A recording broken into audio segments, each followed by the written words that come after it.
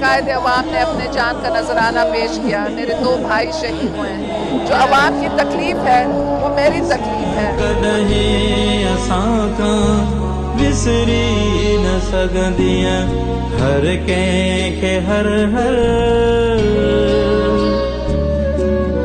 हर के हर हर 27 दिसंबर तो जी याद रे पे।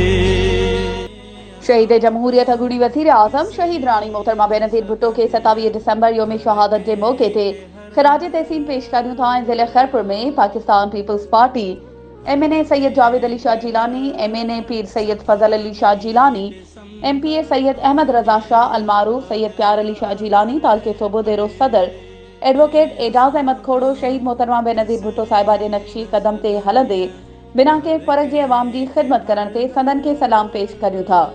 पारा Pakistan peoples party general councillor ward 8 doctor Mir Munsif Ali Talpur IPP अगवान मीर वकार अली तालपुर सोबुदेरो। विसरी न सगंदियां हर के हर हर